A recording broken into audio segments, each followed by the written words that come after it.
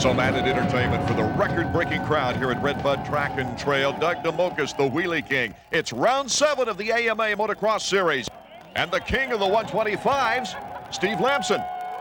I'm just trying not to think anything about any championship right now. Just kind of going race to race and try to win as many races as I can. I do have a big points lead right now, but you know, I'm just going to put my head down and not worry about the points and just figure that I'm behind right now. This is the first race. Every race is the first race of the series I'm basically looking at, and so far it's been working out really great. Really great might be an understatement, as it's 67 points, the lead for Steve Lamson over the runner-up John Dowd. He doesn't even need to be here today, and it'd be looking pretty good for Yamaha if Steve wasn't in the way. A relaxed atmosphere before the start of Moto 1 for the 125s. Kevin Windham on the left, Damon Huffman on the right. Huffman coming back after injury, missing 5 nationals. A couple of former teammates here. He's a husband now. Jeff Emmick kidding John Dowd about his recent marriage. It's really the lull before the storm here, as Red Bud Track and Trail famous for fast starts. Mikel Pachon coming back off the bruised wrist injury. Tim Ferry hoping to rebound after a 12th place overall in the last event. Here's the Suzuki track map. As you can see from this complicated design, you can imagine how tough it would be to memorize this racetrack. The only change is in the upper right-hand corner. They took out a long loop section and brought the racing a little closer to the fans. Right now, let's check in with Marty Reed.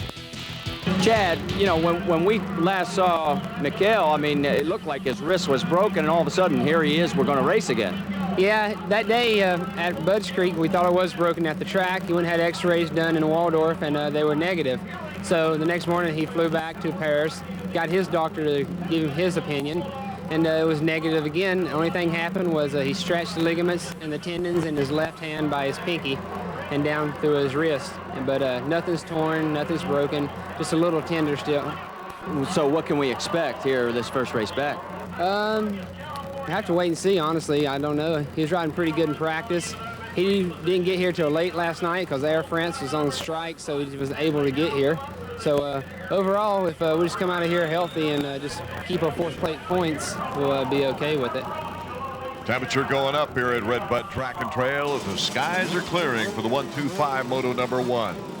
As you can see from the flags in the background there's a little bit of a breeze blowing, perfect conditions. The start here is a long one, so these riders will gain quite a bit of speed before turn number 1. Let's check out who gets off the gate first. Lamson, a real good start off the gate. To the first turn. Patterson wide. Anthonez to the inside. Dobb, Ferry, Deegan, all the good starts, but it's number 21, Chad Patterson. He had the right angle coming off that first turn. If he'd have drifted a little wider, he'd have given it up to Anthonez. But he's in control right now as they head for the ski jump. Last year's Skoll Privateer of the Year. Whoa, he feels pretty confident on the first jump. That's going to be a little bit surprising for the guys right behind him, thinking, hey, you got a long ways to go before you win, pal. Most of the still photographers were still putting film in the cameras by the time he took the feet off the pegs. Anyway, it's his best start of the year. Glenn Helen, he got a second place start and ended up with his best finish of the season, a 5th place. And you can see by all these switchbacks right now, it's a big advantage to get off the lead. It always is, of course, but especially here at Red Bud. You can see back there behind him, the rider's getting jammed up in all those corners, and the big lead he already enjoys. Oh, there's some pressure behind Patterson here. Patterson number 21, Anthonez 22, and Dobb is right on his tail. Dobb has been quick in this opening lap. He's already moved past a few guys, put himself in a position to challenge for the lead. Cutting to the inside, he gets the advantage to the outside, and then puts the throttle down. Nice pass. Dobb trying to stay out of those deep ruts. You can imagine how your feet drag through there. You're going 4th gear through there in a 125. It's important to pick the right line. Dobb during the Supercross season subbing for Craig Decker and Team Suzuki when Decker was not allowed to ride doctor's orders, but now Dobb is a privateer. He's paying his own bills. He's looking pretty good too right now. His lines are coming together nice. Now they're working their way back around to the front of this racetrack. The track gets real wide right in here. Patterson, Dobb number 19, Anthonez, Ferry, and then Lamson. Steve Lamson, who's dominating the points race, is in 5th position.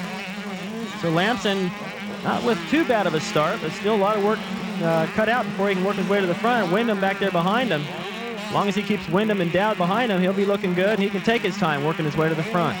Mike LaRocco, of course, lives in nearby South Bend, and this jump is named for him, LaRocco's Leap. 125's having to double. Many of the 250s will have to double today as well. Coming out of that corner at the bottom, you get up enough speed, you can triple all the way up over that hill, and it seemed like you'd lose that much time being in the air for so long, but you land on that downslope and make it all back up. Look at Ferry, real aggressive, getting by Buddy Antonez. That's what you got to do in the opening laps. And Lamson's not far from following suit. Ferry, here comes Lammy. Lammy getting by Antonez. So Antonez goes from 3rd to 5th in a bat of an eyelash. Well, Ferry got in there and just took it all away from him and pushed him wide and opened the door for Lamson. Now here comes Wyndham. A little bit different story from last year as Lammy, we see him here, took a 1-1. In fact, he got both hole shots, led every lap. Our leader is Chad Patterson, number 19, James Dobb, and Tim Ferry, number 20, pulling up on the leader. They're starting to close the gap a little bit. I think Ferry really initiated it. He just looks like somebody lit a fire under him. Now he's putting pressure on Dobb, which in turn is putting pressure on Patterson now. Those downhill tight turns, and Ferry goes down. I was just going to say they look a little slick in that area. It's definitely slick. You can see it's just a little bit muddy there from the water they put on the track early this morning. That berm's still developing, and his front wheel went over it just a little bit, and that's all it took. Buddy Antonez, number 22, Scott Sheik, Kevin Wyndham, all getting by Ferry. That was a costly drop.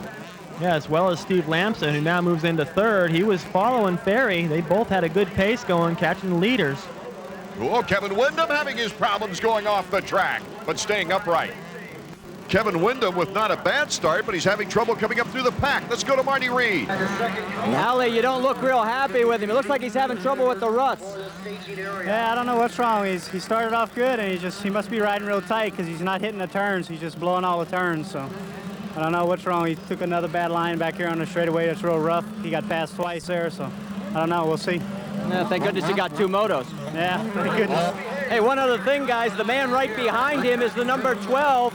You know who that is, Mikhail Pashon. He's running in 8th position right now. Big surprise there. I didn't think he'd do that well, especially coming off that injury and the jet lag. And David, a little bit in defense of Kevin Wyndham. He's young, and plus, he had mono last year, and he hasn't really seen this track very much. Out in front, it's Chad Patterson, number 21, and James Dobb is starting to hound the leader. Dobb looks pretty good right now. He seems pretty relaxed, and of the 2 guys, it looks to me like Patterson's pushing a little bit harder, and that's usually a sign that maybe he's riding pretty close to the edge of his ability, and that usually will force you into a mistake eventually. Patterson's best finish at Budds Creek, a 5th, and Dobb a 6th in that same race. Dobb hounding Patterson now as they go into the turn, and he gets good acceleration. James Dobb is our new leader. I kind of thought Patterson would have taken a little bit longer to make a mistake, but he should have taken that inside line right there. As you can see, there's nothing wrong with it. Dobb rode it right around the inside, made an easy path for the lead. Dobb riding very smoothly right now, and it's probably the best thing for him because Lamson, his next target is Chad Patterson in 2nd place. You can see right there, these guys have still got a pretty good lead over Steve. Now Steve's just coming over the jump. And I would imagine Steve's fast enough to catch these guys. He's got Patterson worried. He's already looking back over his shoulder. Checking out the Suzuki stopwatch now for the interval between 1st and 4th. It's about 11 seconds. Back to Buddy Antonez in the battle for 4th place. Scott Sheik, number 26, on the Suzuki, tries the inside. He gets locked out of there by Buddy Antonez. That was a good aggressive move. You got to go in there and try to make the rider nervous, let him know you're there. He probably didn't think he could really make that pass, but at least he wanted to show him that wheel. Scott Sheik has made 3 podiums this year, but has had tough transitions in between the podiums. Double-digit placements. Scott Sheik to the inside, and Buddy Antonez went that outside line. Well, that time it did work. He had plenty of room there. That's the new section that they changed this year. Took out a long loop section and put a little bit of faster sweeper there, a little bit closer to the fans, and it worked out for Sheik. He just came right across the inside and took the line away. So it's Sheik in 4th place, Antonez in 5th, and it's Ezra Lusk getting onto the scene, number 34. Then Kevin Wyndham, after running off the track, trying to gain some time and cut inside of Ezra Lusk, but gets locked out with the tires. It's a good idea. He could have maybe gotten a couple of guys in there if they'd have creeped into that corner any slower. Boy, Lusk really took advantage of the situation, getting around Buddy Antonez as well. So we've got Scott Sheik in 4th, And Ezra Lusk in 5th now. Ezra coming off a 2nd overall at Southwick. In fact, he had great starts at Southwick. This time, he's called upon to come up through the pack. Ezra Lusk, number 34 from Bainbridge, Georgia. Buddy Anthony has 22. Kevin Windham and Tim Ferry getting back on the scene. Well, Ferry had the speed. He was a little bit faster than all these guys in the beginning, but that fall cost him. Everybody went by, and now he's got to pass them all again. Mike Brown at the tail end of this pack. Boy, what a battle behind the leaders. Kevin Windham. That was a nice move. He went to the inside. There wasn't much of a berm there, and he just used his balance and technique to get around Antonez on the inside right there. And Ferry, the next one to go inside to Antonez. Out in front, James Dobb, a privateer. But battling now for 4th place, Scott Sheik holding on to it is Ezra Lusk. Well, for Lusk, he's got 2 privateer Suzukis out in front of him. Probably wondering what's going on with that. His bike's supposed to be better than theirs. It looks like he made a nice pass right there. He does. Cuts across the inside of Sheik. I think he surprised Sheik a little bit. Sheik wasn't able to do that double jump right there. Ezra looking very smooth, moving into 4th place now. Ezra ending up the 250 Supercross series with some strong performances, decided to go to the 125 in the outdoors, hoping for a big impression, but it hasn't happened that way. He's on the last year of a contract. Well, it's been some bad starts and some bad luck. He started off at Gainesville. He had some back problems, and I really felt like the way he looked in the Supercross, he'd be a contender for the championship here, but he's way out of the points, and all he can do now is to string together some good finishes before the end of the season. David, I'm impressed with number 20 in 5th place, Tim Ferry. He's recovered well from going down. He's riding as smooth as I've seen him all year. And that is difficult to do, as you mentioned. Going down early and losing all those positions, he's recovered, and he does. He looks fantastic. When Ferry is on, he's beautiful to watch. And he's done well here before. He led a portion of the moto last year here, but he slipped back in the overall standings. And right now, though, he's climbing his way back to the front and looking really good. Casey Johnson having his problems on the pro circuit machine. Time and laps are starting to run thin now, but Ferry is looking very good. Let's go down to Marty. After the spill, it looks like he's doing pretty good. He's moving. Yeah, he picked himself up and got going, and looks like he's back to form, so we'll see where he can get by the end of the moto. There's only a few minutes left. Where would you be happy with now? He's running in 5th. 4th. I don't think he can get the first 3. They're quite a ways ahead, so if he can get past Yogi, that'd be cool. Oh, we got to go back to work here, guys. Here they come. 2 Team Suzuki's fighting for position here in Moto 1, which could mean a great deal when you consider the overall, with Moto number 2 coming up not too far away. Tim Ferry, number 20. Got a pretty good lead over the rest of the pack. Mike Brown coming through. Windham still having his problems. He's dropped back behind Sheik now. And it looks like Pichon is just a little ways behind these guys. Here comes Windham right back at Scott Sheik. Kevin Windham with a nice move. I think the surprise here today, especially from the Yamaha guys, is Windham. He just he put together 2 overall wins back to back. Then he had some bad starts and things that you could understand why he wasn't up front in the overall. But here today, a good start. He was right behind Lamson in the beginning, but he wasn't able to match their pace. Currently in 7th place. And Pichon. It'll be interesting to see if he makes a test now, cutting to the inside on Scott Sheik. Pichon handling that sweeper very well. Well, the European guys typically don't need a berm like the Americans, and he proved it right there. He just went right around the inside in a full power slide and made the move easy. We might remind our fans that James Dobb, a privateer, is leading this race with Patterson in 2nd place. But all of the action right now is back in 5th, 6th, and 7th spots. And if you watch Windham right here, I mean, it looks like he's riding great. He's got good momentum everywhere. He's going fast. His lines look good, and he's still off the pace. So that tells you how deep this field is. It has not been the best of comebacks for Damon Huffman, who's right now in 19th place. He went to Mammoth Mountain for a little warm-up race before getting back into the national scene. Our field summary with James Dobb, Chad Patterson, Steve Lamson, Ezra Lusk, and Tim Ferry. They're out front as Huffman continues to struggle. A nice move there on Tony LaRusso, number 42. LaRusso showing his stuff on his home track at Southwick with some great starts. But Damon Huffman face planted in Tampa, tearing an ACL ligament. Impressive to see him back on the track this soon. I feel great, although, you know, the only thing right now I'm getting some arm pump, and that's the only thing that's really going to hold me back. Let's talk about realistic goals then today. What do you expect? Well, I think just a good top 5 performance would be the right way to start off. I did pretty good in my qualifier. I hole-shotted, so on the bike, you know, they've been testing with Emmick on my 125 and a few other riders, Mike Fisher. So the bike's, you know, a lot better than what it was at Gainesville, and, you know, I just need to get a little better, and then we're going to be a winning combo. And I think Damon's being real realistic right there. There's the mechanic Brian Lunas waiting for him to come around, and you know, Brian's been on the circuit forever, it seems like. I'm sure he's giving him good advice, keeping him patient. Steve Lampson, the defending champion, is putting the heat on. Dobb has a fairly sizable lead. Lammy's going to have to make his move here soon, trying the inside. Patterson, though, has a good angle on that turn. He had just enough room over Lampson to still hold that outside line, hang on to the lead. Lampson made a good run down the inside, letting him know he's there. That's what he's got to do in these closing stages. Lampson dominating the points lead. 1 second place right now. Pours it on. Chad Patterson got the tire in front of him. Lammy goes down. Patterson back on the track in second place. Oh, what a strength move by Patterson right there. They're both going for the same line. Lampson had the inside. Look right here. Lampson looks like he's got the pass made. I think maybe their bikes got tangled because it seemed like Lampson's front end just got yanked out from underneath him. Maybe on the foot peg, but big break for Patterson right there. And a big break for James Dobb here in the final lap, giving him some cushion. On Patterson in second place. He's looking back. What happened? Yeah, there was a double take there. He's looking back on, oh man, okay, the last lap, his palms are sweating, and all of a sudden he's like, hey, oh, good. There's a second glance. Kind of shakes his head like, all right, now I can relax a little bit.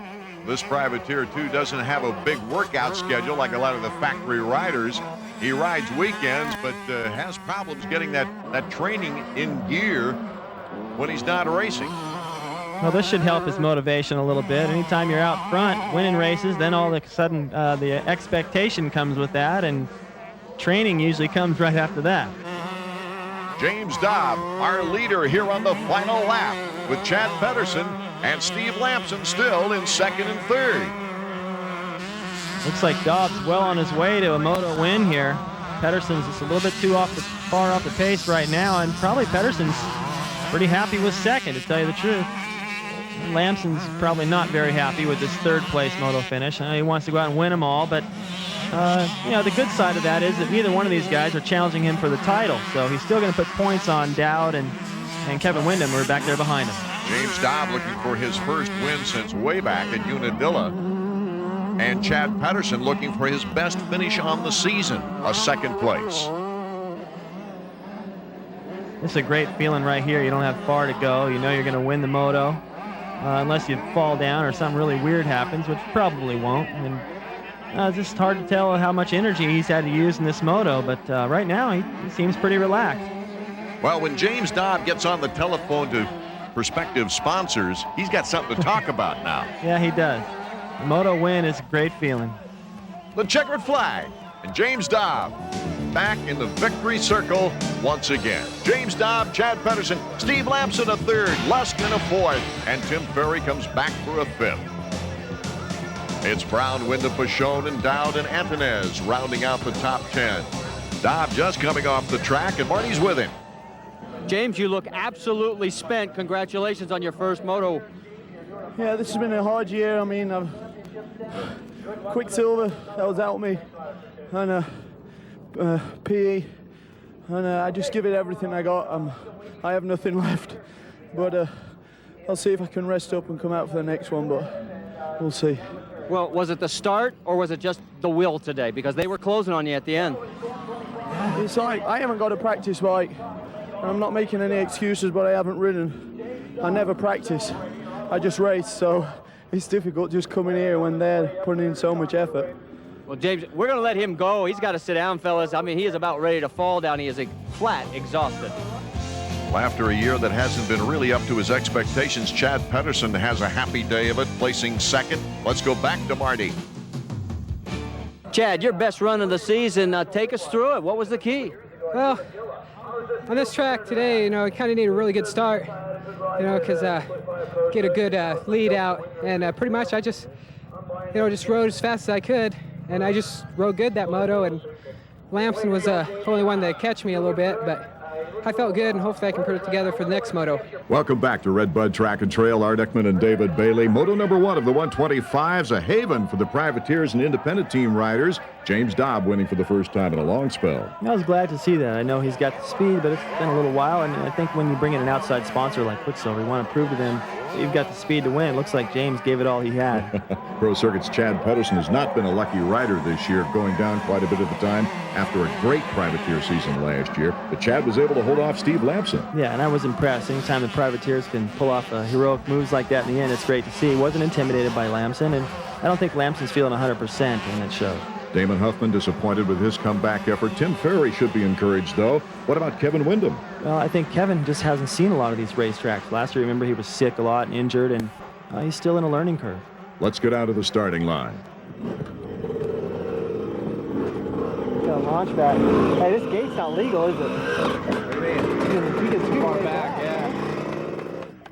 Art, what I think they're talking about is that normally there's a 4x4, something behind the bike that keeps you from backing up too far behind that starting gate so you don't get a big run at it. And here it's just sort of a little dirt bank, and it's further back than normal. Does Lamson have a problem with the bike? Cliff White, he's leaning in there, the engine expert.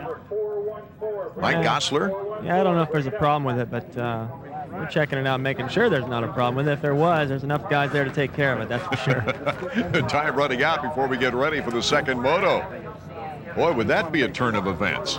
Well, with the point lead he's got, Art, that would just make it fair for everybody. There's Jeff Stanton. It's his hometown, a happy new father, helping out Steve. He announced his retirement at this track not long ago.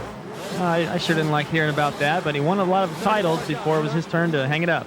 Marty Reed's at the starting gate. All right, guys, as we get ready for this second moto, two things we want to point out. Does James Dobb have enough physical strength to go another 30 minutes?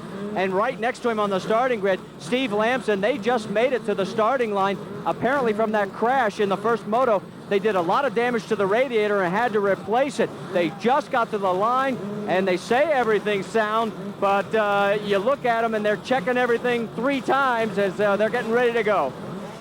James Dobb right next to Lammy.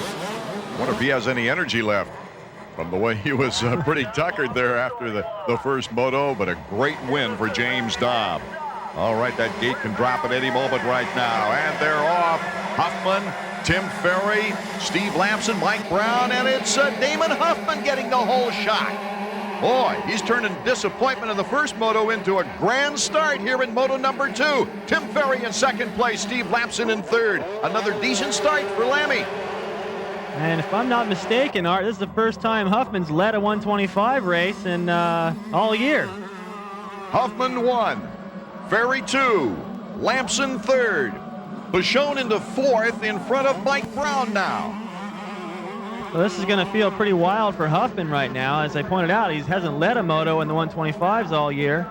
Missing a lot of races, of course, but this is the first chance he's had to race with Steve Lamson. Now he's got Lamson not breathing down his neck, but I have a feeling he will be before this moto's over with. There's our leader, Huffman, Lamson, and Ferry goes after Lamson, almost put him down. That was a slick move by Ferry, and you got to do that in the early laps when guys are trying to settle into their pace. That's the time to make your move. Once you get around them, even if you're still a little sluggish, they still got to find their way around you, and by that time, you're already establishing your rhythm. Right now, Ferry looking fantastic. And he made it through that area he fell down earlier. Look at those huge ruts, though, as Ferry almost got crossed up. Oh, he did a nice job, though. What you want to do is keep your front wheel out of those if you possibly can. He just basically rode a wheelie all the way through there. If you're on a wheelie, the front wheel obviously isn't going to be a problem. Damon Huffman in first place. Ferry, though, is on the follow, and he's tightening things up.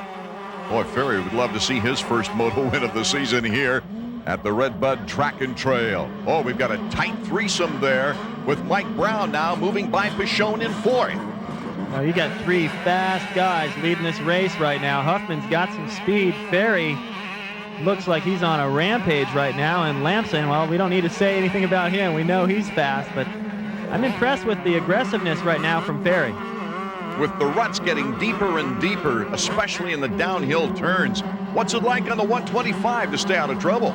Well, in the first lap, they've put a little bit of water down here and there, and the track has changed a little bit from the first moto. So to see that Ferry's going so aggressive right now, he's taking big chances because the situation is different. It takes you a little while to establish your rhythm.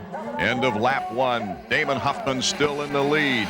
Ferry, Lamson, Brown, and Patterson the order. Huffman doing a good job picking the right lines. Oh, Ferry trying to take the inside. Who told him to get aggressive? I don't know. They got extra caffeine in his Gatorade or something. But Huffman's probably wondering what the heck. Look right here. Huffman's taking pretty much the inside line. There's no room.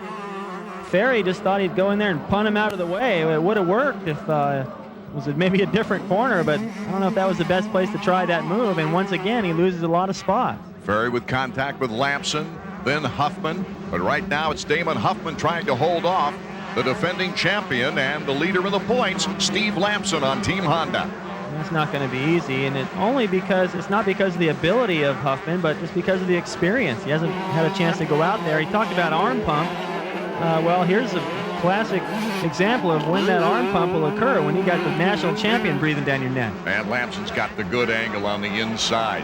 This matchup of Steve Lamson and Damon Huffman, we might have expected more of at the beginning of the season, but of course the injuries cutting into Huffman. That's a shame too. There's a few guys I thought could have really challenged Steve Lamson, but everyone's had problems, and that's a real testament to Lamson keeping his cool and riding through all those problems. Okay, it's Lammy out in front. Damon Huffman in second. Mike Brown looks like he wants to really test Damon Huffman there. Ferry has moved in behind Brown, and then we've got Patterson. And Damon Huffman is battling it out with Mike Brown after Huffman has been passed with a lead by Steve Lamson.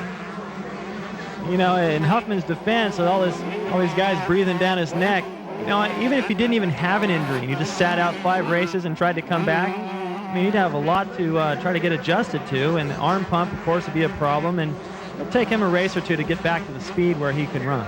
And to some of the young phenoms like Damon Huffman, you kind of forget how young they really are.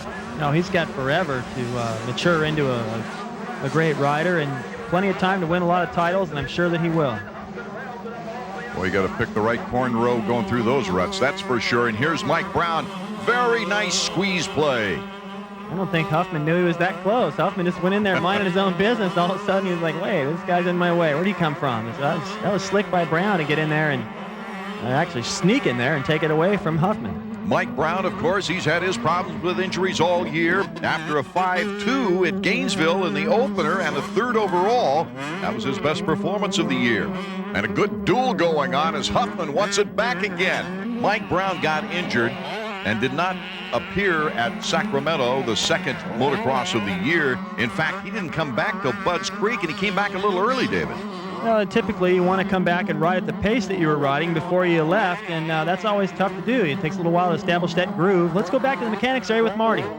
Guys, Mike Brown is putting on the best ride we've seen in quite a while. Remember, he's coming off that injury on the right wrist. I talked to him right before the race. He said he was about 80%, and that it really didn't bother him except on the hard landings. It doesn't look like it's bothering him at all right now. That's for sure. Damon Huffman now is getting another challenge. And it looks like Tim Ferry. Look out, Damon. I know, I was just about to say, better keep your legs up out of the way. Ferry does his riding with a lot more intensity today and aggression, and there's a fine line between riding with that much intensity and making good decisions. And already saw early in the moto, he tried to get around Huffman, and maybe it was a bad decision. It cost him a few spots. Otherwise, he may be out in the lead right now. Well, it looked like he was kind of reaching out for that aggression, too, without a good spot to box out or to make contact. Right, exactly. It was just a bad decision. The wrong place on the racetrack to do it. Right here, coming up the inside. He's letting Huffman know he's there. He's just bro. Oh, a tap on the back wheel. And Ferry once again makes contact for the pass. Yeah, Huffman's just going, man, just get away from me.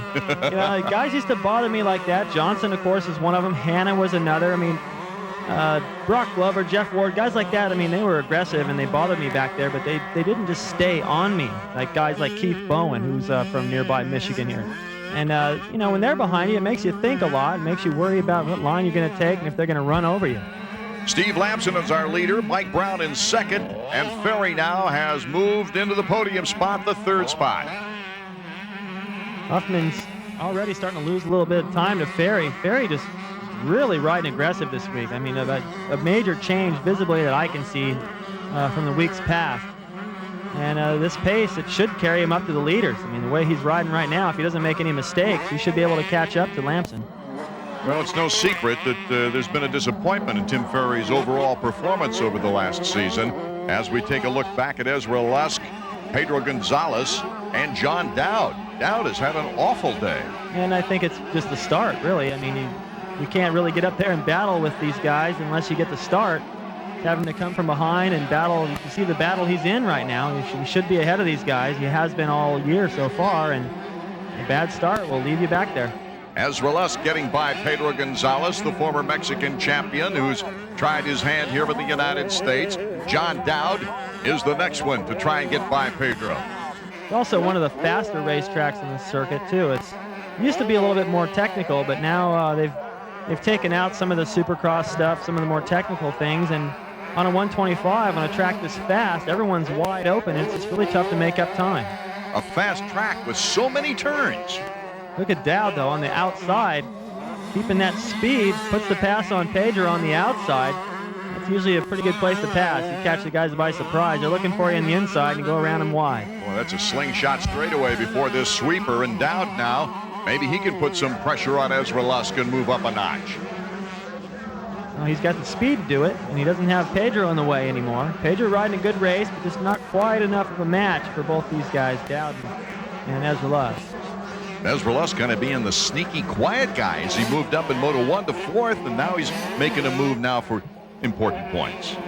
He needs to. He's pretty far back in the overall point standings, and here's a guy that we talked about a little bit that should have been up there a little further, or we would have expected to anyway, especially the way he rode the Supercross series. Our Suzuki Field summary is Lamson still the leader, Mike Brown in second, Tim Ferry in third.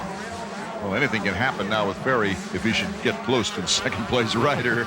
I don't think he's going to care if it's his teammate or not either. He's just aggressive, and that's good. We need to see that as long as he doesn't make foolish mistakes along with that. John Dowd trying to catch up with Ezra Lusk in their personal war behind the leading group. And their personal war has picked up the pace, and now they're starting to close in on Mcgrath Pashon. Pashon, after an 8th place finish, coming off the injury, and I would imagine that wrist is still pretty sore. He left the United States thinking it was broken, but in France, it was diagnosed as simply bruised ligaments. John Dowd, always the strong finisher, is trying to take on Ezra Lusk. And if we know he's a strong finisher, you know the riders out there realize he's a strong finisher too. Lusk knows that. John Dowd, nice clean move inside. Yeah, Lusk just left a little bit too much room. Dowd had a good line come up that straightaway on the inside the whole way, taking his chances going through those ruts. Pashon just stole a little glance over his shoulder. He knows these guys are coming. Oh, boy. And if one gets by, the other one could too with any momentum on this track. Dowd coming down that hill around the tree right there, barely made that berm. The bike just fishtailed and he landed in it. That was a little bit lucky. John Dowd trying to hold off Ezra Lusk and at the same time get around the guy from Le Mans, France, Mcgrath Pashon. All those guys in that corner kind of got jammed up. Neither one of them had a good line through there. Dowd with a lot of different lines, looking at way over to the right. He's trying to carry a lot of speed into the corners. On the 125, momentum is the key. If you go in there and scrub off any speed in the corner, you pay for it all the way down the straightaway. And right now, John Dowd is just trying to maintain as much momentum as he can, try to get around Pashon on straightaway. His mechanic asking him to relax now as he's in good position to pass Mcgrath Pashon. I was going to say, too, that momentum is so important coming out of a turn when you have jumps like they go through right here. Ezra Lusk and John Dowd with a chance to pass Pashon in the same area. Oh, and Scott Sheik has gone down hard. This looks like the same place that Larry Brooks went down last year, around in the front side of the racetrack in that tall grass. Doesn't look like he's going to be getting up anytime soon. Oh, Sheik took a hard fall at Budds Creek as well. You might remember it was in the same location that Mcgrath Pashon thought he'd broken the wrist. Mike Brown getting hounded now by Tim Ferry. Ferry cuts to the inside, now to the outside, trying to get around the Honda of Troy Ryder. Will he bump him? I'd say yes. Percentages are pretty good right now. Well, what I do like is that he's taking different lines everywhere. You can't pass if you're following, and he's just trying to create something, and here he goes down the inside again. Tim Ferry with some speed on the downhill. Who breaks last? Tim Ferry has a nice edge. Mike Brown can't come out by cutting underneath. Ferry looks like he's riding a 250. He's got great acceleration coming out of the corners. He's in the right line. His balance is good.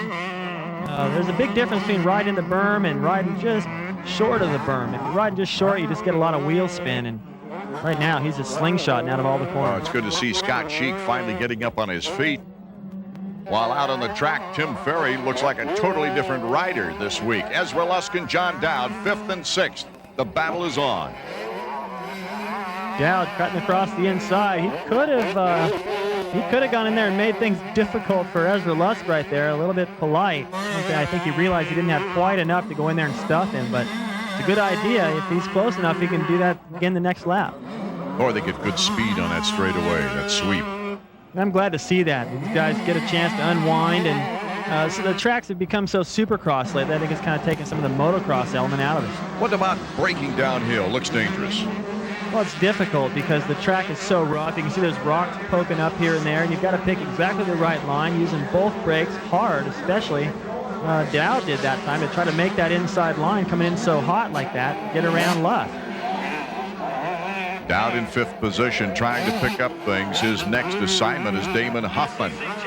Brian Berry, his mechanic, looking on. Incidentally, our leader is taking away with it, and that's Steve Lampson, trying to add more advantage to his points lead. And a pretty good second moto for Damon Huffman. First moto was just kind of a disaster for him, just getting his feet wet, bad start, arms pumped up, and changing that with a hole shot in the second moto, it's got to be a better finish for him, and it will be, and I would expect him to get stronger in the weeks to come. But right now, Dowd is on the move. If Huffman should hold on to a 4th place finish, that would tie his best finish in a moto this year. But John Dowd has other ideas. Cutting to the inside. Let's go to Marty. Hey, Brian, what fire did you light under his butt? He is flying. I don't think we had to do anything. He was so mad at himself. You know, we just kind of tried to tell him maybe where he was going slow and stuff, but there's really nowhere in particular he was going slow, and he just needed to get a little more aggressive. I think he's done it, so. Yeah, I'd say that. He's moving up. I hope he keeps moving. The battle for 3rd place now in moto number 2 is on. It is really hot. Dowd fishtailing just a little bit. Couldn't take Brown to the inside. Tries the outside now. Good speed. Looks back. Has the angle. He's now in 3rd place. He's just riding right around everybody. It's amazing how fast he's going. And I can see Brian Berry is a little different look on his face, right? Yeah, he's smiling now, going, all right. There's no reason to even put the signal board out now. He's obviously got it under control. And Jeff Nutter reminding Mike Brown, hey, don't give up now. You're in a good position. As Damon Huffman coming up on Brown. Gets a nice block pass on Brownie. That's good to see. Huffman's not afraid to get in there and get aggressive, so he's already starting to learn.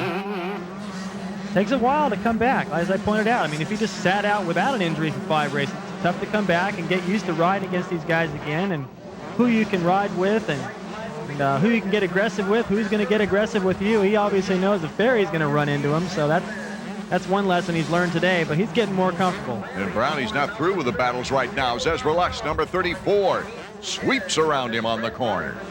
Number 1 has an 11-second lead on 2nd place, so while all that infighting was taking place for 3rd, 4th, 5th, and 6th, Lammy was taking advantage of it. Well, he's padding his points lead some more. He got aggressive around that corner right there. There's his mechanic. This is tough for the mechanics here because there's so much, it's so hilly. They don't get to see the riders very much at all. Oh, the heel clicker on Larocco's leap. My goodness. He's obviously comfortable with the lead he's got and the time remaining. I thought Ferry was riding pretty hard, but Lampson must feel like he's got it now, and because of the way the riders have finished behind him with that 3rd in the first moto, winning this moto, he's going to get the overall today. And if Tim Ferry finishes 2nd, he'll take a 2nd overall, his best of the season. Coming around for the final turns, Steve Lampson as he heads toward the checkered flag, the heel clicker, He's taking on a little Showtime stuff right there. His 5th overall victory of the season. Steve Lamson, Ferry will finish 2nd. John Dowd 3rd. Huffman a nice 4th on the comeback. And Luskin 5th. Mike Brown, Pashone, Wyndham, Gonzalez, and Brian Deegan, the top 10. Okay. Well, we're down here with 2nd moto winner and overall winner. Again, it says getting to be a habit. Congratulations. Thanks. It feels good to be back up here and win this moto. I worked pretty hard for it. I had a few run-ins with Ferry there. I passed him pretty clean. He came back and stuffed me pretty good. So that was the end of that. He fell back a little bit. He tried to stuff somebody else, so kind of messing up. Right before the race, we found out you had to change radiators, and I mean, the bike really was late getting to the line. Did you have any kind of nervous feeling out there at all? No, not really. My mechanic, Mike Gosser, I mean, he goes through the bike great every time, and there's just a little bit of detection of smelling coolant, but we had to change the radiator so a little bit when I got on the motor, so it ran fine. I didn't have a problem out there at all, so it was great. Congratulations, great win. So more preventative for Steve Lamson as he takes the overall. We're looking at the Suzuki overall results board. Ferry in 2nd. Ezra Lusk, a quiet 4th and 5th to take a 3rd overall. I'm most interested to see what Tim Ferry tells Marty Reed. How about it? Well, congratulations, Mr. Ferry. A good run there. Yeah, it's about time. I haven't put my Suzuki out front in the winner's circle since last year, and they've been wanting me to do it, and they've been on me to do it, and finally, I do it. Some of your competitors might say that you are a little physical out there. How would you describe your riding style? Well, I've been taking everybody's crap all year, and I'm just tired of it. I want to win, and I'm gonna do whatever it takes. If it means me crashing, at least I'm going for it, and at least I'm not being passive. Letting everybody take advantage of me. Well, 2nd place in this moto. Good run. Thanks, Marty. Great job down there on the 1-2-5s as we take a look at the series point standings. Lamson by 80 points, David. That's enough, I would say. I think he can relax now. Just a little bit different from last season where he had to win it in the last moto. And I thought that after Wyndham won 2 overalls in a row, maybe he was coming after Lamson the way Lamson came after everybody last year. But with the way he's ridden the past couple of weeks, I don't think that's going to happen now. Mcgrath guns for his 6th overall in 7 races. Resumes his rivalry with Jeff Emmick coming up next. Almost 20,000 fans have flocked to the latest round of motocross action to witness the rivalry of the 90s. Jeremy Mcgrath gets a shoe shine. He's loose and ready. I'm up for anything these days, If there's jumps, I can handle it. If there's not, then I can twist the throttle as well. Jeff Emmick's popularity around the nation continues to grow, but here at Red Bud, where he's a 3-time winner, it's at its peak. I've been doing a lot of work at home, and I've been trying to get everything done and get a lot of practicing in and working real hard. And then they come out, I can have another rider fall right in front of you, and kind of mess you up a little bit. But, I guess when the going gets tough, the tough gets going. So it looks like I got to get going. Mike LaRocco lives just a few miles away across the Indiana-Michigan state line, and he'll have his own cheering section of family and friends here today. They even named a jump here at the track after him, LaRocco's Leap. It's good to be home, and I have still a lot of people behind me, and it makes you anxious to win. Mike LaRocco talking things over here down at the starting gate with Suzuki teammate Ezra Lusk, talking strategies as Damon Bradshaw gets ready. Damon showing some speed against Jeremy Mcgrath at Southwick, and a very relaxed Ryan Hughes. On the other hand, Larry Ward looking rather concerned, taking a deep breath. The weather's changing. Let's go down to Marty Reed to the starting line. As you can see by the thermometer, it is dropped 10 degrees. That's the good news. Bad news is we've already had some light sprinkles, and as you can tell by looking at all the guys on the starting line, it is too late to change tires. If it gets heavy in the rain department, everybody's on the wrong rubber. Well, I think the key there is, Art, is that it would be everyone is on the wrong rubber. So there'd be no advantage. They'd all be slipping and sliding. Coming into this round, Jeremy Mcgrath with a 42-point advantage in first place over Emmick. Then LaRocco, Albertine, and Henry rounding out the top 5 of the AMA Outdoor National Series. Sign is sideways. Jeremy's coming off a couple of hole shots at Southwick, but Emmick has to be the hole shot king so far this series. Both Emmick and Mcgrath off to good starts. It looks like Emmick will get the hole shot. Yes, he does. Oh! End over end, Greg Albertine. His bike ran over Phil Lawrence. You see Phil Lawrence down on the track right there. I believe it's someone on the inside that's down. Could be Doug Henry. Ryan Hughes is part of a 7-rider melee here. Everybody going down. It was just a domino effect. It's hard to tell what happened first. It looked like somebody got sideways. Albertine had nowhere to go. And Phil Lawrence is okay, but it looked like he just got run over by everyone. See if we can figure out what happened. Looked like Lawrence was the first one to get high-sided off the back of somebody. Albertine ran right over him. Henry, I believe, got taken out. He's on the outside. That was lucky for Phil Lawrence to walk away from that one. Meanwhile, out front, it's Jeff Emmick and Jeremy Mcgrath. The rivalry duel is underway here at Redbud Track and Trail. Number 1 and number 2 out front again. It seems like a replay from every race. These guys always out front like this. Emmick always got the pressure from Mcgrath. He never can relax. Emmick, McGrath, then it's Swank, Button, and Larry Ward. Look at the pressure that Jeremy puts on Emmick. He's right there, everywhere. Everywhere around the track, Emmick cannot relax. Jeremy's front wheel is just in the way every time he goes to put his foot out for a corner. And that usually forces Emmick into a mistake early, and he's got to play catch-up the rest of the race. But right here, Emmick does have just a little bit of breathing room. Larry Ward has now moved into 4th place behind Brian Swank. And it's a freight train effect for the lead. Good run for the Honda Troy team so far. Track's starting to get rough in all those berms. Look at Emmick throwing it sideways, protecting that inside into this corner. The track really running up, especially on the downhill tight turns. And Jeremy Mcgrath looks like he's just looking for the opportunity. Again, it just looked like he's going to go in and run over his toe, putting the pressure on. Emmick had a little breathing room back there for a moment, but Jeremy has poured it back on. He's right there. You can see he doesn't follow ever. He's a master at creating new lines, new ways around, guys. Mcgrath hounding Emmick for the lead here in the early going of Moto number 1. And Jeremy Mcgrath gets by Jeff Emmick fairly easy. Well, he does that triple. He came out of the corner. They came out with the same amount of speed, but Jeremy's jumping ability just a little bit better. Got all the way over that triple clean. So Jeremy Mcgrath passing early for the lead now with Jeff Emmick trying not to let him get away.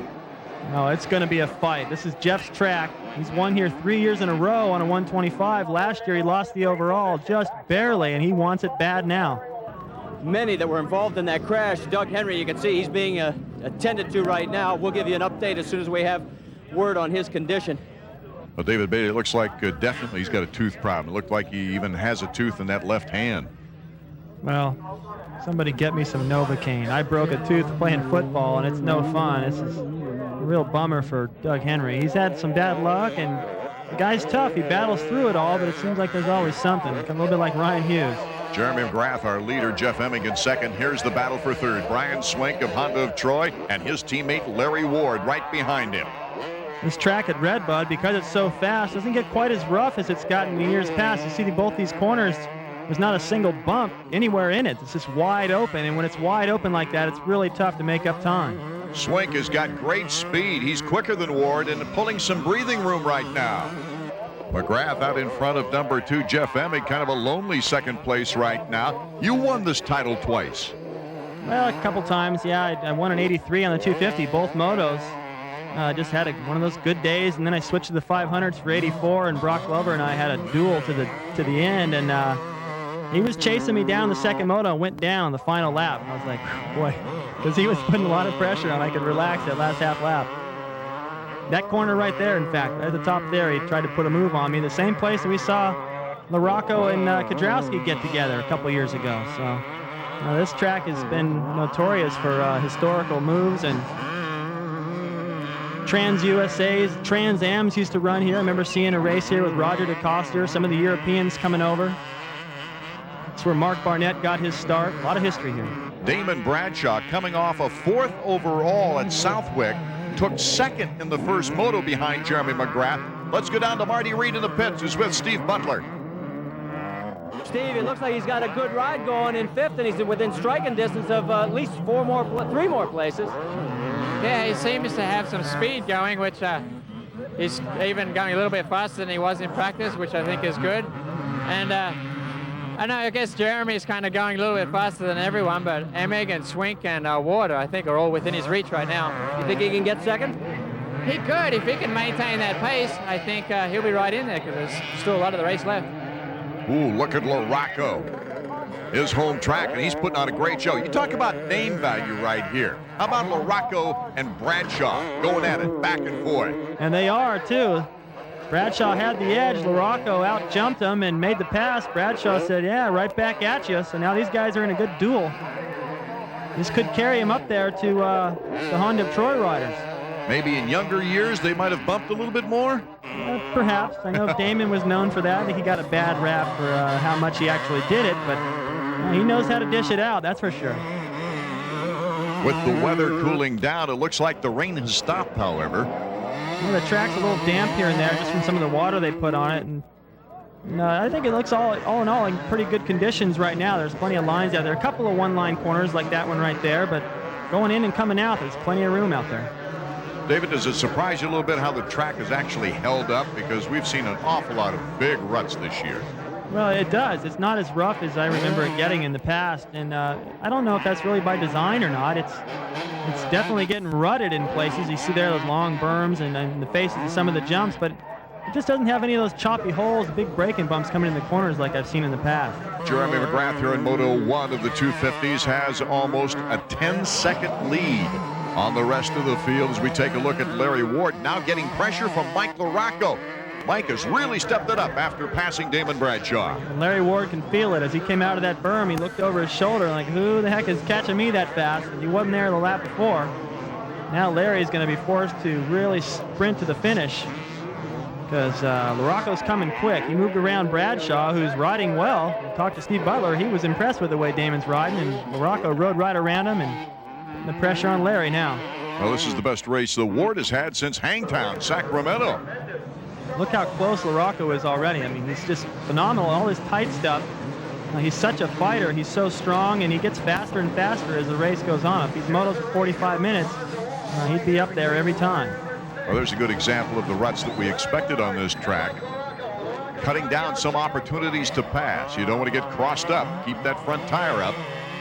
LaRocco with a swift move on Larry Ward. That wasn't the best thing that Larry could have done. He went way wide going to that corner. He knew LaRocco was there.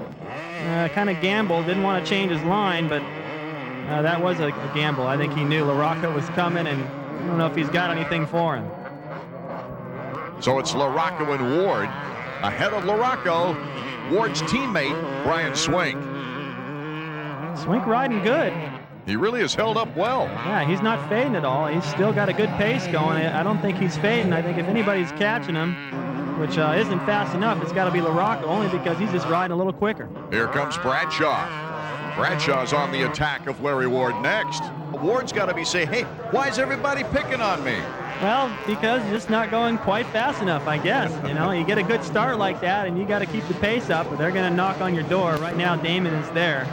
And, you know, I'm looking at Damon, and he's charging everywhere. Both he and LaRocco, and Larry Ward's riding good, too. You can see them all in the frame right there, and they're back in 4th, 5th, and 6th. It makes me wonder what you got to do to be out front. Sometimes we have to admit we're just not good enough.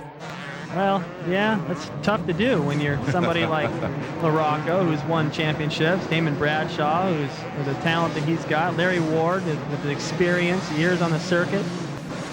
These guys definitely know how to go fast. They know everything about it. It's just they can't get the job done if you don't have all the pieces of that puzzle together. Larry really picking up his boots, going through those ruts, making sure he didn't catch a toe. Well, Larry might have the biggest feet out there today. He doesn't want to catch a toe. I had big feet, broke them a bunch of times, and then I started riding the balls of my feet a lot. That must have changed your style. Well, it did a little bit. In fact, I ended up moving my foot pegs back about a ½ inch just so I could be more comfortable out there. Here comes Damon. He's got a good angle, does a little wheelie. Comes into that corner pretty fast. Can he hold on to it? Larry Ward giving him a real bar-to-bar battle. But Damon is not giving in. That's a good line by Damon as he went over the jump. Coming down to that corner, he knew he had the room on the inside. Charged in there, had to wheelie over one of those braking bumps. Good idea, so he could get back into braking. Larry Ward gave him a little challenge, but Damon had the inside line. Ward trying to stay close somewhat to Damon Bradshaw, just in case Damon makes a mistake. Out in front, we've got Jeremy Mcgrath, and he is wiping the field up as Jeff Emmick is in a lonely second. Damon Bradshaw just now moving into 5th place.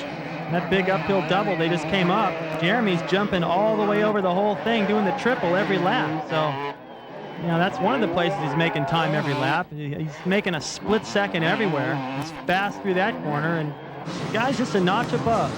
He makes it look easy, but all great champions do. He's even taking that tight turn so much faster than everyone else. Now he just seems like he's a gear higher, a better line, a little bit faster everywhere. Right here, you know, content to go through that deep rut because it's the inside quickest line. It is Jeremy Mcgrath in a breeze. He's not making mistakes. He has no pressure behind him from Jeff Emmick, and it's just another walk in the park for him. He's getting pretty used to that. I'm pretty sick of walking in the park by now. I don't know. The guy has just not had a challenge from anybody this year. I mean, he's had some challenges from Jeff Emmick, but always in the end, he comes out with the overall. Today, it looks like he's on his way to another one. It wasn't until some other riders like Mike LaRocco played interference that really helped Jeff's effort out in winning the overall. Of course, that coming at Mount Morris, where Jeremy went 5-1. Just a lackadaisical first moto. Admitted that he just wasn't motivated out there. Guys were passing him, and he said he just kind of let him. So I guess that's the only way to beat Jeremy, is to kind of find a day when he's not motivated and attack. Few and far between, David. Of course, in your day, you always had so many bikes banging on you. You had to stay motivated to survive. There are a lot of things different about those days. The works bikes, the motos were a little bit longer. They split us up from different classes at times, and it just was an era where a lot of guys were equal, and it was like having 5 or 6 Mcgraths out there. These days, Mcgrath, it's not that he doesn't have any competition. The guy's just phenomenal. I expected his legendary string of wins in Supercross to draw a lot of fans, but I was a little surprised that his domination in motocross has made for record crowds everywhere we've gone. And my goodness, you'd think he had wings. Oh, geez. They should serve peanuts on that flight. And Art, I think that's probably one of the reasons that the fans do come out to see this guy. I mean, look at it. He's the only guy able to jump that consistently, and that's worth coming to see. Jeremy Mcgrath on his way to his 12th moto victory. There has not been an event this year that he hasn't won at least one moto in. And a tremendous number of sweeps, as you well know. The checkered flag for Jeremy Mcgrath. How many times have we said that this year? I never get tired of it, really. Jeremy Mcgrath, Jeff Emmick, Brian Swink, a nice job of holding on to 3rd. Mike LaRocco up to 4th. Larry Ward settling for 6th place. Our Marty Reed now is with the champion. I guess the first thing is you didn't know anything about the carnage that went on behind you in that first turn off the start, did you? No, I didn't see nothing. You know, Jeff was out in front and I was in second, and kind of just was trying to get my lines together. You know, the tractor made some good lines out there, and it was like berm, so I was just trying to feel my way. Well, and we talked to Skip during the race, and he said that, you know, the strategy was sprint the first 10 minutes and see what Jeff had left because of the injury he sustained earlier in the day, and it looked like it worked. Yeah, I had a pretty fast first 10 minutes out there, and second 10 minutes, it looked like, you know, once you get warm, probably obviously as Jeff did, he got gathered up some lines and probably picked some time off on me for a couple laps there, but towards the end, we just stayed the same, and, you know, I was just trying to save a little energy for next moto. Yeah, guys, I love this. He says that he clicked off some pretty quick laps. 2:42s, it was quicker than he was running in practice. We'll see him in the second moto. Speaking of in practice, Jeff Emmick had a big fall and received a tender wrist, but he was able to hold on to 2nd place, 2nd fastest here today. Marty? I guess the first question is, how's the wrist? The wrist is better. You know, it was actually my palm. You know, and I iced it a whole lot there after we did the first interview, and you know, I've been taking aspirin and stuff, and you know, once you get in the rhythm of the moto, you just don't even think about it. I was real stiff at the beginning, and you know, I wasn't actually showing with this bike, you know, what it can really do. And then I started switching up some lines and started jumping the big triple out by the parking lot, and you know, and I dropped my timer quite a bit, you know, maybe even 4 to 5 seconds. Albertina having transmission problems. Lawrence got run over. We'll have to see how he does. Between motos, rest for the riders, work for the mechanics. All right, let's see if we can update you on what happened in that first turn crash in the first moto of 250 action. Phil Lawrence was one of the riders involved. He bent his front fork, they will be ready to go in the second moto, but he is bruised after being run over by Greg Albertine. Albertine's crew is changing the transmission. It was not shifting at all in that first moto. That's why he was falling back rapidly. But the biggest change of all, take a look at what's going on with Ryan Hughes. They are changing everything. You might as well throw in the kitchen sink on his number 5, but they say he will be ready to go in time for the second moto. As far as injuries are concerned, Ryan Hughes has a cut on his finger, and still the most severe seems to be Doug Henry with that broken tooth, but I don't know if he's going to make it back for second moto action. Thanks, Marty. It's good to hear that Phil Lawrence is nothing but battered and bruised after literally getting run over by a bike. And then Doug Henry, of course, will not be with us for Moto 2, back at the hospital trying to save that tooth.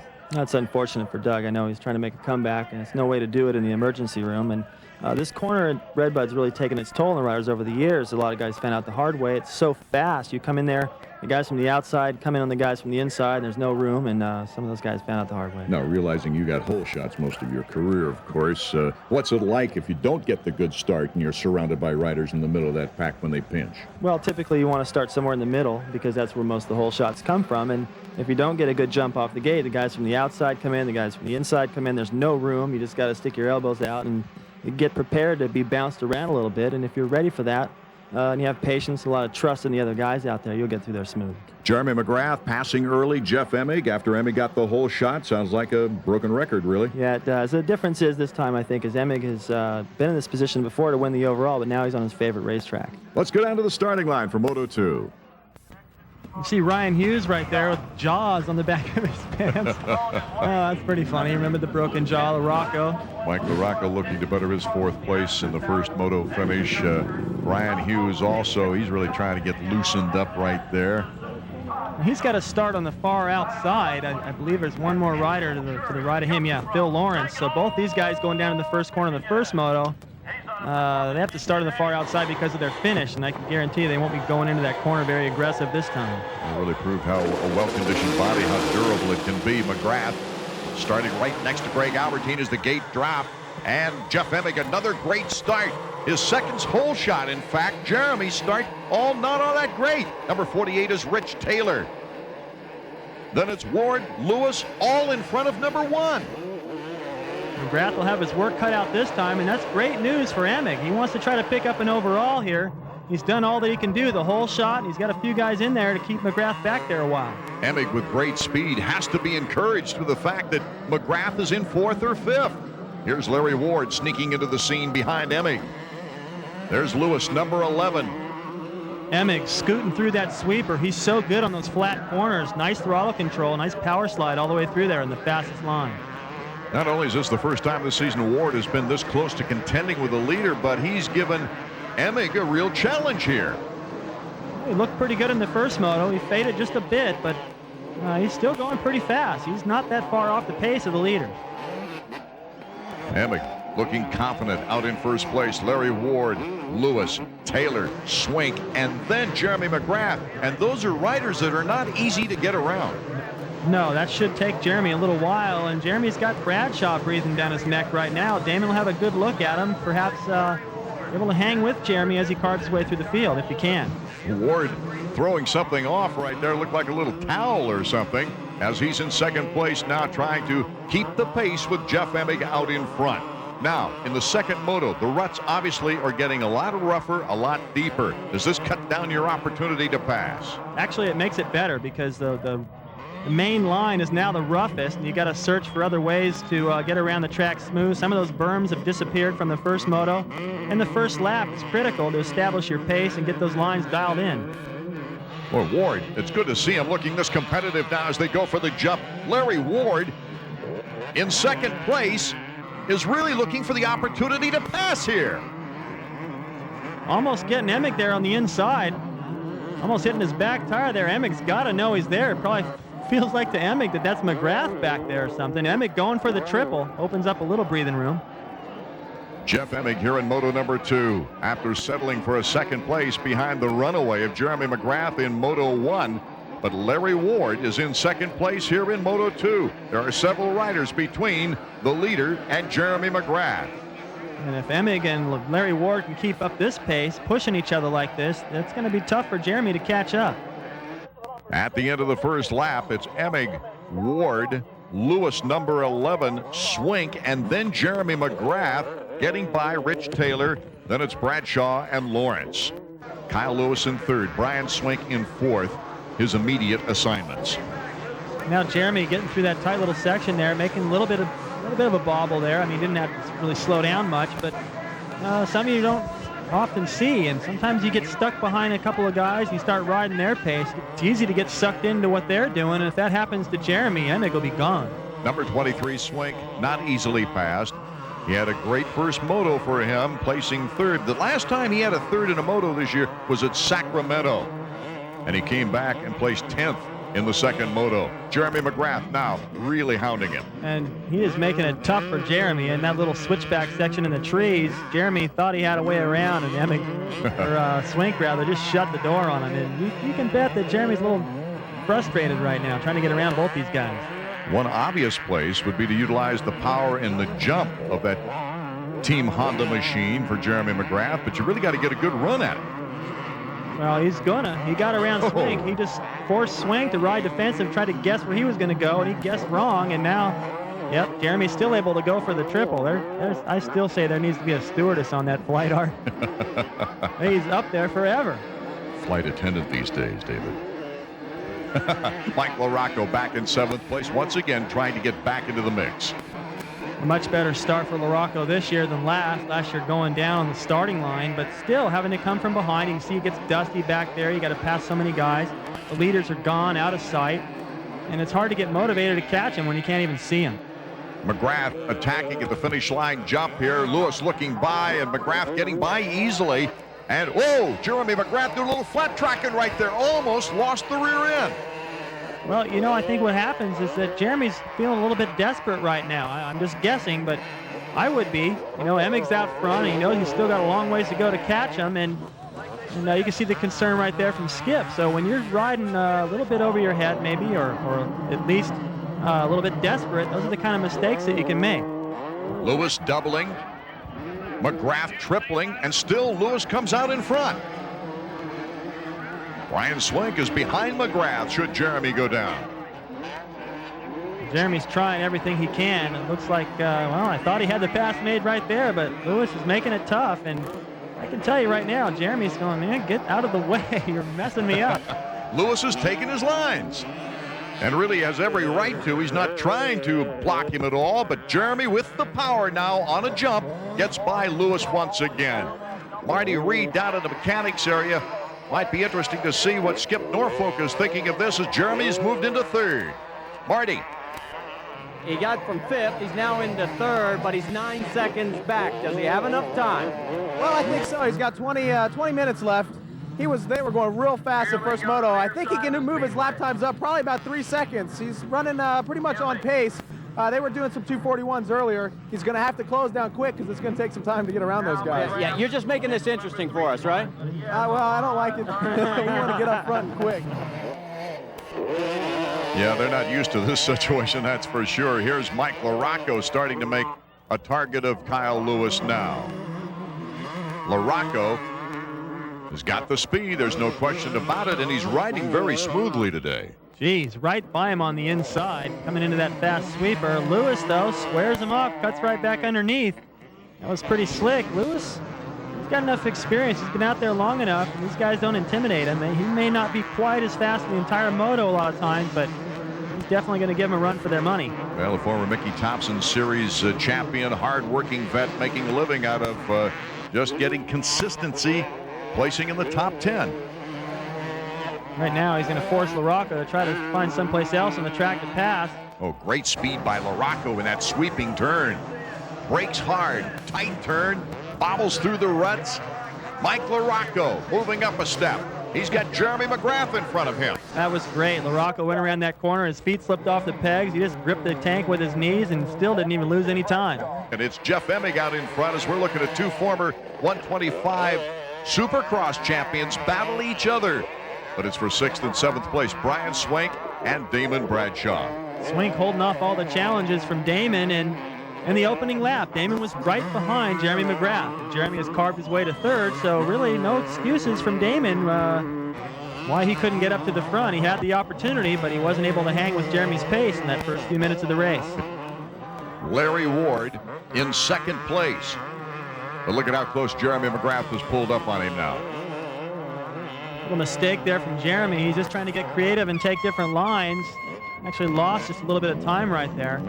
But he's still close enough to Larry to bother him. Ward knows he's there, and Ward's riding good. I don't think he's going to make it easy for Jeremy to get around, and if he can hold him off just long enough, that may be all that Emmick needs to hold on for the win here. Let's check it out and see if Larry Ward can hang on to second place. Boy, would that be an upset. Jeff Emmick would win the overall. Jeremy Mcgrath gets more gas, brakes later, makes the pass on the turn. It's been a favorite place for him to pass all day long, and he's still able to go for that triple. Larry Ward can just watch. Now Emmick is going to get the pit board if he doesn't already know that Jeremy is coming, and that'll make him nervous. Checking it out, Jeremy Mcgrath coming over the jump. Larry Ward behind him. It's apparent that Emmick really only has about a 5-second lead. And that's not enough. You need about a 20-second lead with 1 lap to go to really feel sure of anything when you got Mcgrath behind you. And, you know, Emmick has ridden fantastic, but still, Jeremy's just too close with the time remaining. On the inside, look at Greg Albertine. Bumping Swink. Swink comes right back, retaliates. They both go off the track. They're not even in the top 5, but they're having a bar-banging affair. I think this goes back to a race before. Well, this may be something these guys have been carrying. You're right, Art. And Albertine went in there and took Swink all the way out to the bushes. Swink didn't appreciate it, and he made sure to get around Albertine at the bottom of that hill. He went completely off the racetrack. And now Albertine will think twice about how he passes Swink back if he can. Well, Albertine, one of his comments in saying getting used to the American racing scene was, hey, in Europe, they don't bump you, or they catch static. Yeah, well, I think maybe he might be trying to bump people too much. You know, he's been bumped around plenty, but he's been in the wrong places at the wrong time. And now he's getting pretty aggressive, and it's the wrong guy, Swink, to pick to get aggressively. Kyle Lewis has run a tough race all the way, and Bradshaw is working him hard, but Lewis just is not giving him up. And that's the way it's been today. Each time somebody's caught Lewis and passed him, he's gotten him back briefly, and he's making Damon earn this. Lewis, a true warrior out there. That's tough. You know, when you catch a guy and pass him, you think, well, okay, that's that. You move on, and then they pass you right back and throws you out of your rhythm.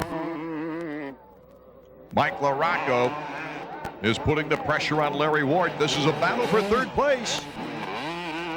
LaRocco making the move to the inside. Has good momentum. And LaRocco stopping on the turn. Larry Ward having to stop. And Mike LaRocco now has moved into third. That was a pretty slick move. He came into that left-hander before that corner, set it all up, took the inside, carved off a little bit of time, then he crossed all the way over.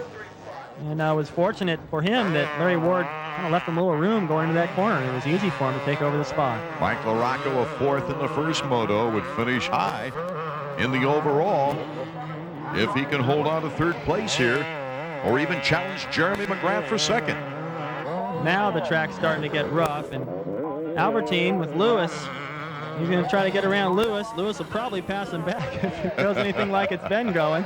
Good sharp turn try by Greg Albertine, the former 3-time world motocross champion, getting by Lewis, and maybe Lewis is wearing down a bit after all those battles. Yeah, he might be getting a little bit tired, and Albertine came by with authority too. Look at the lead he's already got. He only just passed him. So Greg Albertine putting in a fairly good ride here in Moto number 2. You've got to hand it to Albertine. He goes down a lot, or has this season anyway. Went down in the first turn of the first moto and is coming back with all kinds of motivation here in the second. And, you know, I'm actually more impressed with his ride in the first moto. He looks good here, and he's charging through and working his way forward. But in the first moto, going down in the first corner and bending up his bike, the thing wouldn't even shift, and he still finished 9th. Anticipate a battle between the rivals, Jeff Emmick and Mcgrath, when we come back. Boy, if he beats Emmick in this race, he deserves it all. He's been fighting from behind and fighting through tough riders. Marty Reed is down in the mechanics area. Let's go to Marty. by my count, he's got a 6-second lead over McGrath now. Is he going to start looking over his shoulder, or can you keep him focused ahead? I'm going to keep him focused ahead. You know, first moto he had a little bit slow start, and he came up on him, so he knows he can do it. And I don't think he's really that worried about, you know, he's worried to look behind him. I think he's got it under control. It's going to be a great shootout, isn't it? Yeah, it'll be a good race anyway. Well, that's a sure fact right now. Since Emmick and McGrath went by the mechanics area and Marty in that area, McGrath has certainly picked it up to within 6 seconds. He's only 2 seconds off the pace right now. Look at that line by Emmick. That was pretty neat. He came out of that corner, squared it, ran up on that high edge of the racetrack, which just helped him through that left-hander maintain his momentum. And McGrath sees all that stuff. He's learning from whatever Emmick's doing right now. I wonder if Emmick has anything up his sleeve now, especially this late in the race. Emmick's been here before, and what it's going to take for him now is his sheer determination and will not to let Jeremy get around. If he did have anything up his sleeve, Art, then McGrath never would have caught him. In the case of breaking McGrath's streak in St. Louis, it was a matter of just focusing ahead and not losing his concentration. Oh, something's happened to McGrath. McGrath is down. It might have gotten crossed up in the ruts. You can tell how popular Emmick is here because the fans erupted. Now the fans love it. Here comes Mike LaRocco on the outside.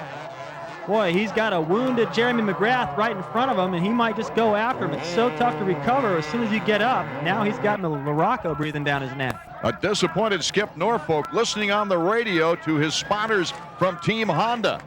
McGrath has gone down, and he's got a battle on his hands with Mike LaRocco. Mike LaRocco, this is his home track. He smells a second-place finish. Now talk about the fans getting excited for Emmick. They're even more excited now with their hometown boy LaRocco moving around McGrath. McGrath going for it. This will be a spirited duel. Oh, LaRocco with the speed on the corners. But what will happen during the jumps? That's the big question. Usually coming into that corner right there, Jeremy's already made the pass. There it is, LaRocco's leap. He better leap. Jeremy over the top of his head. LaRocco doubling. McGrath tripling. Jeremy's just fighting all he can, making new lines, but LaRocco is holding on to second place. And he drifted a little wide right there. Jeremy is just ready to take it away from him. If LaRocco makes any mistake, leaves the door even partially open, Jeremy's going to take it. Mike LaRocco holding on to second. Jeff Emmick with a little breathing room out in first place now has a chance to break the string of Jeremy McGrath overalls once again. I can tell you these guys are tired. It's the end of the second moto. They've been through it. Jeremy said he saved a little bit of energy in the first moto, but he's had to fight this whole moto.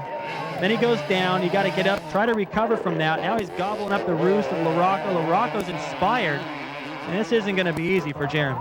What an emotional race here in Buchanan, Michigan. With the leading players involved, Jeff Emmick, very popular here, very seldom is lost at this track, especially during his 125 days, and then the return of Mike LaRocco, who lives in South Bend, not far away. Emmick out front, just like last year. And he's going to just be hoping that the way things play out behind him is going to give him the overall. If LaRocco stays where he is, Emmick will win the overall. Boy, the suspense going into the final few laps of this moto is tremendous. Getting a little squirrely coming by those lap riders. That's Sean Kalos getting out of the way. LaRocco dancing around a little bit before he got into that berm. He's got the pressure on. This is the race, and if LaRocco holds off McGrath, that's going to feel like a moto win for him. And the crowd is going bananas. Mike LaRocco never would take a second place over a win if you asked him. But inside in his heart, he's got to feel pretty good about this if it should happen. Yeah, if it does, he'll take it, and it will feel like a victory. And for him to know that he played a role in Jeremy not winning the overall, that might be a little satisfaction as well. This would actually be the second time he's helped out. Emmick will be happy about it, that's for sure. He's just out doing his job. You can see how close they are. Emmick just going by your screen. He'll be looking over his shoulder to see how this plays out. Well, it'll be interesting to see what kind of strategy here in LaRocco's leap, because LaRocco's only been doubling it all the time as they turn that corner. Can McGrath get the lift off? McGrath only doubled it. He only doubled it. LaRocco took the line away. Jeremy wasn't able to do it. That's the only time today I haven't seen Jeremy jump that. That may have been the key move. Great strategy if that was the case by Mike LaRocco. If Jeremy had been able to triple that, he was close enough to LaRocco on the face, he would have made the pass for sure. Just listen to the crowd. Oh, what a finishing lap this has been. Emmick the checkered flag. Here's LaRocco, then Jeremy Mcgrath, all within 2 seconds of one another. Jeff Emmick winning his first moto, breaking the string once again, and the rivalry lives on. What a classic race for Jeff Emmick. He was able to hold on and focus ahead, and Marty Reed is with him. You don't look so bad considering you've been through a tough race. Great run. Congratulations on the overall. Yeah, well, I was just trying to put together some real good laps, you know, and I did that up there to the end. I kind of, I slacked at the end, and those guys were going real hard, so they reeled me in from about 7 seconds back, I think. But the Bridgestone Kawasaki, the thing just worked awesome. You know, I got the whole shot again, and that seems to be real important. And I just, I rode my race. I focused on what I was doing and not what Mcgrath was doing. What a fine win for Jeff Emmick, the 2-1, taking the overall with Jeremy Mcgrath second. Mike LaRocco is next on the list, and I can anticipate his reasoning. You put on a great show for the hometown fans. I know you wanted to get up to the top of the podium, but the fans were right with you. Yeah, I heard them. I appreciate everybody out there cheering for me. Unfortunately, I was a little short today. I didn't get the starts I needed. Track's kind of fast. Those guys were riding it fast, so I needed to be up there with them on the start, and it's tough to play catch up. On the last lap, did you know Jeremy's line on that triple jump? Because it looked like you took it away. Yeah, I had to. He was jumping that, and I just couldn't get the good enough drive to jump it today, so I had to block that. I didn't want to end up third. As far as the season championship is concerned, Jeremy Mcgrath still leads Emmick by 40 points. 12 moto wins in 14 motos. You've proved you're finally human. Take us through what happened when you went down. Well, I kind of, I went through the sweeping corner. It was really rough through there. I was taking a different line than everyone else, and there's a square curb in there, and it kind of just threw me sideways, and I just went into the wall. It's just one of those things. I was trying 150% out there and trying to catch Jeff. He got out in front right away, and I had to deal with a couple of guys out there, and it was just one of those things. It wasn't my day. It wasn't my second moto. First moto, I had a great one, but can't happen every time. But it happens most of the time, David Bailey, as Emmick is still the only rider to edge out Jeremy Mcgrath in any event this year. Well, Jeremy Mcgrath is beatable. LaRocco and Emmick know that now, and each time they can beat him, they get a little bit more confidence. They plant just a little seed of doubt in Jeremy's head. Still, the advantage for Jeremy, though, is that when he doesn't win, he only loses a couple of points. When he lost at Mount Morris, he only lost 1 point to Emmick. Today, he only loses 2. So it's so difficult for Emmick to catch up to Jeremy in this title. And did you notice his attitude after crossing the finish line? He's a little upset with himself, so I feel sorry for everybody at Unadilla. It's a great motivational factor. Art Ekman, David Bailey, Marty Reed saying thanks for being with us. We'll see you next, coming from Unadilla.